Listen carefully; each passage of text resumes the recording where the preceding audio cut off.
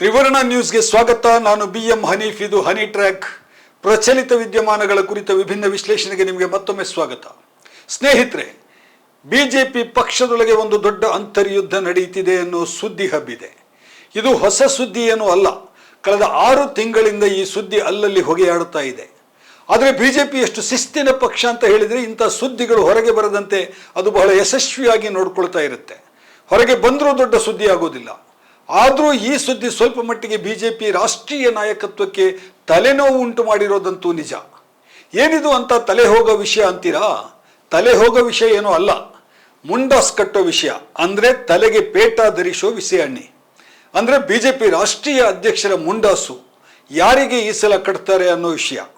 ಹೌದು, ಬಿಜೆಪಿ ರಾಷ್ಟ್ರೀಯ ಅಧ್ಯಕ್ಷರ ಆಯ್ಕೆ ಈಗ ದೊಡ್ಡ ಕಗ್ಗಂಟಾಗಿ ಕೂತಿದೆ. ಆಕ್ಚುಲಿ ಈಗಿನ ಬಿಜೆಪಿ ಅಧ್ಯಕ್ಷರಾದಂತಹ JP ನಡ್ಡಾ ಅವರ ಅಧಿಕಾರ 2023 ಜನವರಿಗೆ ಮುಗಿದು ಹೋಗಿದೆ. JP ನಡ್ಡಾ ಆಯ್ಕೆ ಆದದ್ದು 2020 ಜನವರಿನಲ್ಲಿ. ಬಿಜೆಪಿನಲ್ಲಿ ಅಧ್ಯಕ್ಷರ ಆಯ್ಕೆ ಇರೋದು ಕೇವಲ 3 ವರ್ಷ.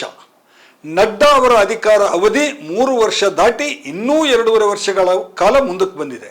JP ನಡ್ಡಾ ಎಲ್ಲರಿಗೂ ಗೊತ್ತಿರುವಂತೆ ಪ್ರಧಾನಿ ನರೇಂದ್ರ ಮೋದಿ ಮತ್ತು ಗೃಹ ಸಚಿವ ಅಮಿತ್ ಶಾ ಅವರಿಗೆ ಅತ್ಯಂತ ನಿಕಟವರ್ತಿ.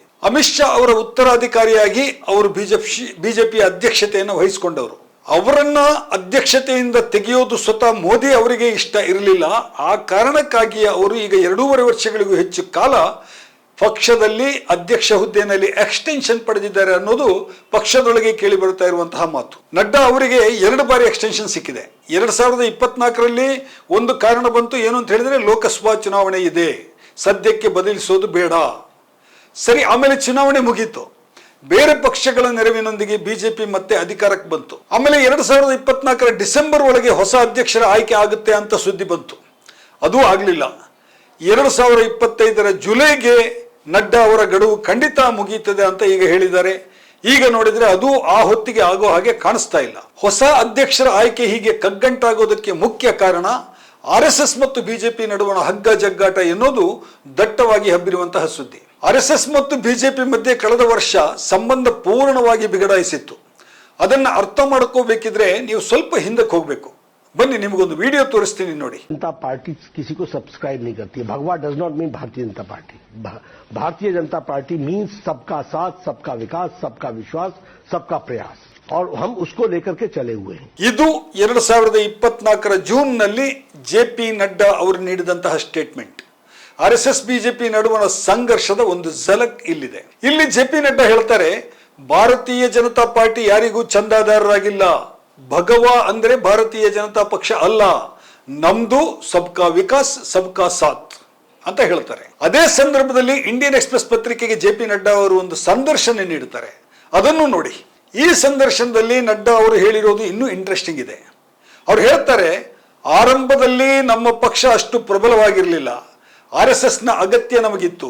ಈಗ ನಾವು ಬೆಳೆದಿದ್ದೇವೆ, ಪ್ರಬಲರಾಗಿದ್ದೇವೆ. ಹಾಗಾಗಿ ಈಗ ಬಿಜೆಪಿ ತನ್ನನ್ನು ತಾನೇ ಮುನ್ನಡೆಸ್ತಾ ಇದೆ. ನಡ್ಡಾ ಅವರ ಈ ಮಾತು ಬಹಳ ದೊಡ್ಡ ಸುದ್ದಿ ಆಯಿತು. ರಾಜಕೀಯ ವಲಯದಲ್ಲಿ ಮಾತ್ರವಲ್ಲ, ಬಿಜೆಪಿ ಪಕ್ಷದ ಒಳಗೆಯೂ ಕೂಡ ಅದು ದೊಡ್ಡ ಚರ್ಚೆಯನ್ನು ಹುಟ್ಟಾಕ್ತು. RSSನ ಸರಸಂಘ ಚಾಲಕ ಮೋಹನ್ ಭಾಗವತ್ ಅವರು ಬಿಜೆಪಿ ನಾಯಕತ್ವದ ಮೇಲೆ ಬಹಳ ಸಿಟ್ಟಿಗೆದ್ರು. ಬಹಿರಂಗವಾಗಿ ಅವರು ಬಿಜೆಪಿಯ ನಾಯಕರ ವಿರುದ್ಧ ಮಾತಾಡ್ಲಿಕ್ಕೆ ಶುರು ಮಾಡಿದರು. ಪರೋಕ್ಷವಾಗಿ ಮೋದಿ ಮತ್ತು ಅಮಿತ್ ಶಾ ವಿರುದ್ಧ ಟೀಕಾಸ್ತ್ರಗಳನ್ನು ಪ್ರಯೋಗಿಸಿದರು. ಮೋಹನ್ ಭಾಗವತ್ ಅವರ ಸಿಟ್ಟು ಆವಾಗ ಎಷ್ಟಿತ್ತು ಅನ್ನೋದಕ್ಕೆ ಒಂದು ಉದಾಹರಣೆ ತೋರಿಸ್ತೀನಿ, ಈ ವಿಡಿಯೋ ನೋಡಿ. तो मनुष्य है लेकिन मानवता नहीं, इंसानियत नहीं है. वो मनुष्य बन जाए असली पहले, वहां जाने के बाद उसको लगता है लेकिन मनुष्य से कोई होते अति मानव, सुपरमैन कहते हैं. सुपरमैन फिल्मों के निकल के उसमें दिखाते हैं कि अलौकिक शक्तियां जिनके पास होती, तो फिर मनुष्य अलौकिक बनना चाहता है, सुपरमैन बनना चाहता है, अति मानव बनना चाहता है. लेकिन वह रुकता नहीं, उसको लगता है कि देव बनना चाहिए, तो देवता बनना चाहता है. लेकिन देवता कहते कि हमसे तो भगवान बड़ा है, वो भगवान बनना चाहता है. और भगवान कहता है कि मैं तो विश्व रूप हूं. ಈ ಮಾತುಗಳನ್ನ ಭಾಗವತ್ ಅವರು ಮೋದಿ ಅವರನ್ನೇ ಉದ್ದೇಶಿಸಿ ಹೇಳಿದ್ದಾರೆ ಅಂತ ಎಲ್ಲರೂ ಅವಾಗ ಮಾತಾಡ್ಕೊಂಡ್ರು. ಅವ್ರೇನ್ ಹೇಳಿದ್ರು? ನಾವು ದೇವರಾಗೋದನ್ನ ಜನರು ನಿರ್ಧರಿಸ್ತಾರೆ, ಆದರೆ ಕೆಲವರು ತಾವು ಈಗಾಗಲೇ ದೇವರಾಗಿದ್ದೇವೆ ಎಂದು ಭಾವಿಸಿದ್ದಾರೆ ಅಂತ ಭಾಗವತ್ ಹೇಳ್ತಾರೆ. ಭಾಗವತ್ ಅವರ ಈ ಡೈಲಾಗ್ ಬಹಳ ದೊಡ್ಡ ಮಟ್ಟದಲ್ಲಿ ಆವಾಗ ವೈರಲ್ ಆಯಿತು. ಬಿಜೆಪಿ ಮತ್ತು RSSನ ಈ ಒಳಜಗಳದಿಂದಲೇ ಲೋಕಸಭಾ ಚುನಾವಣೆಯಲ್ಲಿ ಅವರಿಗೆ ನಿರೀಕ್ಷಿಸಿದಷ್ಟು ಸೀಟುಗಳು ಬರಲಿಲ್ಲ. ಕೊನೆಗೆ ಚಂದ್ರಬಾಬು ನಾಯ್ಡು ಮತ್ತು ನಿತೀಶ್ ಕುಮಾರ್ ಅವರ ಪಕ್ಷಗಳ ಬೆಂಬಲದಿಂದ ಬಿಜೆಪಿ ಮತ್ತೆ ಅಧಿಕಾರಕ್ಕೆ ಬರಬೇಕಾಯಿತು. ಆ ಬಳಿಕ RSS ಮತ್ತು ಬಿಜೆಪಿ ಮಧ್ಯೆ ರಾಜಿ ಆಗಿದೆ ಎನ್ನುವಂತಹ ಸುದ್ದಿಯೂ ಹಬ್ಬಿತು. ಆದರೆ ಒಳಗಿಂದೊಳಗೆ ಅವರ ನಡುವಿನ ಮುಸುಕಿನ ಗುದ್ದಾಟ ನಡೀತಾನೇ ಇದೆ. ಈ ವರ್ಷ ಮಾರ್ಚ್ನಲ್ಲಿ ಪ್ರಧಾನಿ ನರೇಂದ್ರ ಮೋದಿ ಅವರು ಮೊದಲ ಬಾರಿಗೆ ನಾಗಪುರದ RSS ಕೇಂದ್ರ ಕಚೇರಿಗೆ ಭೇಟಿ ನೀಡಿದ್ರು. ಭಾಗವತ್ ಅವರ ಜೊತೆಗೆ ಮಾತುಕತೆಯನ್ನೂ ನಡೆಸಿದರು. ಬಿಜೆಪಿ ರಾಷ್ಟ್ರೀಯ ಅಧ್ಯಕ್ಷರ ಆಯ್ಕೆಯ ಕುರಿತೇ ಅಲ್ಲಿ ಮಾತುಕತೆ ನಡೆಯಿತು ಅಂತ ಹೇಳಲಾಗ್ತಾ ಇದೆ.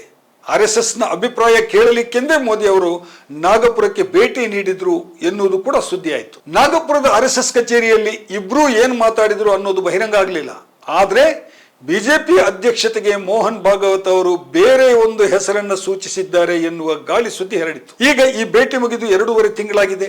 ಆದರೆ ಬಿಜೆಪಿ ರಾಷ್ಟ್ರೀಯ ಅಧ್ಯಕ್ಷರಿಗೆ ಯಾರನ್ನ ಆಯ್ಕೆ ಮಾಡಬೇಕು ಎನ್ನುವ ಬಗ್ಗೆ ಇನ್ನೂ ಹೆಸರು ಅಂತಿಮವಾಗಿಲ್ಲ. ಬಲ್ಲ ಮೂಲಗಳ ಪ್ರಕಾರ ಬಿಜೆಪಿ ನಾಯಕತ್ವ 2 ಹೆಸರುಗಳನ್ನು ಅಧ್ಯಕ್ಷತೆಗೆ ಸೂಚಿಸಿದೆಯಂತೆ. ಒಂದು ಧರ್ಮೇಂದ್ರ ಪ್ರಧಾನ್ ಅವರದ್ದು, ಇನ್ನೊಂದು ಅನುರಾಗ್ ಠಾಕೂರ್ ಅವರದ್ದು. ಈ ಮಧ್ಯೆ ಶಿವರಾಜ್ ಸಿಂಗ್ ಚೌಹಾಣ್ ಅವರ ಹೆಸರು ಕೂಡ ಕೇಳಿ ಬರ್ತಾ ಇದೆ. ಆದರೆ ಈ ಮೇಲಿನ 2 ಹೆಸರುಗಳಿಗೆ ಭಾಗವತ್ ಅವರ ಸಮ್ಮತಿ ಇಲ್ಲ ಎಂದು ಹೇಳಲಾಗ್ತಾ ಇದೆ. ಇನ್ನೊಂದು ಮೂಲದ ಪ್ರಕಾರ ಬಿಜೆಪಿ ರಾಷ್ಟ್ರೀಯ ಅಧ್ಯಕ್ಷತೆಗೆ RSS ಸಂಜಯ್ ಜೋಶಿ ಅವರ ಹೆಸರನ್ನ ಸೂಚಿಸಿದೆ. ಈ ಸಂಜಯ್ ಜೋಶಿ ಯಾರು ನಿಮ್ಗೀಗ ನೆನಪಿರ್ಲಿಕ್ಕಿಲ್ಲ. ಆದ್ರೆ ಒಂದು ಕಾಲದಲ್ಲಿ ಗುಜರಾತ್ನಲ್ಲಿ ಪಕ್ಷವನ್ನ ಬಹಳ ಪ್ರಬಲವಾಗಿ ಕಟ್ಟಿದಂತಹ ವ್ಯಕ್ತಿ ಈ ಸಂಜಯ್ ಜೋಶಿ. ಪಕ್ಷದ ಪ್ರಧಾನ ಕಾರ್ಯದರ್ಶಿಯಾಗಿ ಪಕ್ಷದಲ್ಲಿ ಅತ್ಯಂತ ಪ್ರಭಾವಶಾಲಿ ನಾಯಕರಾಗಿದ್ದವರು. ಆದ್ರೆ ಯಾವಾಗ ಗುಜರಾತ್ನಲ್ಲಿ ನರೇಂದ್ರ ಮೋದಿ ಪ್ರವರ್ಧಮಾನಕ್ಕೆ ಬಂದರು ಆವಾಗ ಸಂಜಯ್ ಜೋಶಿಯನ್ನ ಮೂಲೆ ಗುಂಪು ಮಾಡಲಾಯಿತು.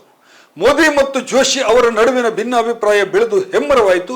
ಕೊನೆಗೆ ಸಂಜಯ್ ಸಿಂಗ್ ಅವರು ಗುಜರಾತ್ನಿಂದ ಹೊರಗೋಗಬೇಕಾಯಿತು.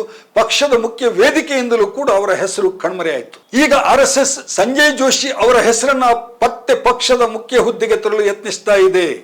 ಅದಕ್ಕೆ ಮೋದಿ ಅವರು ಒಪ್ತಾ ಇಲ್ಲ. ಹಾಗಾಗಿಯೇ ಬಿಜೆಪಿಯ ಅಧ್ಯಕ್ಷರ ಆಯ್ಕೆ ಪ್ರತಿ ತಿಂಗಳು ಮುಂದಕ್ಕೆ ಹೋಗ್ತಾ ಇದೆ ಎನ್ನುವುದು ಬಿಜೆಪಿಯ ಒಳವಲಯದಲ್ಲಿ ಕೇಳ್ತಾ ಇರುವಂತಹ ಸುದ್ದಿ. ಆದ್ರೆ ಪಕ್ಷದ ಅಧಿಕೃತ ವಕ್ತಾರರು ಈ ಸುದ್ದಿಯನ್ನು ನಿರಾಕರಿಸ್ತಾರೆ. ಪಕ್ಷದ ರಾಷ್ಟ್ರೀಯ ಅಧ್ಯಕ್ಷರನ್ನ ಆಯ್ಕೆ ಮಾಡಬೇಕಾದ್ರೆ 50% ರಾಜ್ಯ ಘಟಕಗಳ ಅಧ್ಯಕ್ಷರ ಆಯ್ಕೆ ಆಗಿರಬೇಕು. ಆ ರಾಜ್ಯ ಘಟಕಗಳ ಅಧ್ಯಕ್ಷರ ಆಯ್ಕೆನೇ ಇನ್ನೂ ಆಗಿಲ್ಲ, ಬರೀ 10-20% ಅಷ್ಟೇ ಆಗಿದೆ. ಆದ್ರಿಂದ ರಾಷ್ಟ್ರೀಯ ಅಧ್ಯಕ್ಷರ ಆಯ್ಕೆ ತಡ ಆಗ್ತಾ ಇದೆ ಎನ್ನುವುದು ಬಿಜೆಪಿ ವಕ್ತಾರರು ನೀಡುತ್ತಾ ಇರುವಂತಹ ಸಮಾಜಾಯಿಷಿ. ಒಟ್ಟಾರೆ ಬಿಜೆಪಿ ಮತ್ತು RSS ನಡುವಿನ ಮುಸುಕಿನ ಗುದ್ದಾಟ ನಡೀತಾ ಇದೆ ಅನ್ನೋದಂತೂ ನಿಶ್ಚಿತ. ಸಂಜಯ್ ಜೋಶಿ ಏನಾದ್ರೂ ರಾಷ್ಟ್ರೀಯ ಬಿಜೆಪಿಯ ಅಧ್ಯಕ್ಷರಾದ್ರೆ ಅದು ಮೋದಿ ಅವರ ನಿಯಂತ್ರಣಕ್ಕೆ ಮಾಡಿದಂತಹ RSSನ ಚಾಣಾಕ್ಷ ನಡೆ ಅಂತ ನಾವು ಹೇಳಲೇಬೇಕಾಗುತ್ತೆ. ಅಥವಾ ಈ ಗಲಾಟೆಯಲ್ಲಿ ಕೊನೆಗೆ ಶಿವರಾಜ್ ಸಿಂಗ್ ಚೌಹಾಣ್ ಅವರು ಏನಾದರೂ ರಾಷ್ಟ್ರೀಯ ಅಧ್ಯಕ್ಷರಾಗ್ತಾರ? ಹಾಗೆ ಆದರೂ ಕೂಡ ಅದು ಮೋದಿ ಮತ್ತು ಶಾ ಬಣದ ವಿರುದ್ಧ RSSನ ಮೇಲುಗೈ ಎಂದೇ ವ್ಯಾಖ್ಯಾನ ಮಾಡಬೇಕಾಗುತ್ತೆ. ಯಾಕೆಂತ ಹೇಳಿದ್ರೆ ಚೌಹಾಣ್ ಅವರ ಮೂಲತಃ RSSನವರು. ಈಗಲೂ ಕೂಡ ಅವರ ನಾಗಪುರದ ನಿಷ್ಠೆ ದೆಹಲಿಯ ನಿಷ್ಠೆಗಿಂತ ಒಂದು ತೂಕ ಹೆಚ್ಚೇ ಇದೆ. ಇನ್ನು ಧರ್ಮೇಂದ್ರ ಪ್ರಧಾನ್ ಅಥವಾ ಅನುರಾಗ್ ಠಾಕೂರ್ ಅವರ ಆಯ್ಕೆ ಆದ್ರೆ ಮೋದಿ ಮತ್ತು ಅಮಿತ್ ಶಾ ಅವರ ಜೋಡಿ ಪಕ್ಷದಲ್ಲಿ ತಮ್ಮ ಪ್ರಾಬಲ್ಯವನ್ನ ಇನ್ನಷ್ಟು ಬಲಪಡಿಸಿದ್ದಾರೆ ಅಂತ ಅರ್ಥ ಆಗುತ್ತೆ. ಜುಲೈನಲ್ಲಿ ಹೊಸ ಅಧ್ಯಕ್ಷರ ಆಯ್ಕೆ ಆಗಬಹುದು ಅಂತ ಈಗ ಬಿಜೆಪಿಯ ಮೂಲದಿಂದ ನಮಗೆ ಸಿಗ್ತಾ ಇರುವಂತಹ ಸುದ್ದಿ. ಸ್ನೇಹಿತರೆ, ಇದಾಗಿತ್ತು ಇವತ್ತಿನ ಹನಿ ಟ್ರ್ಯಾಕ್. ಇನ್ನೊಂದು ವಿಷಯದ ಜೊತೆಗೆ ಮತ್ತೆ ಬರ್ತೇನೆ. ತ್ರಿವರ್ಣ ನ್ಯೂಸ್ನ ಸ್ಪೆಷಲ್ ಸ್ಟೋರಿಗಳನ್ನು ನೋಡ್ತಾ ಇರಿ. ನಮಸ್ಕಾರ.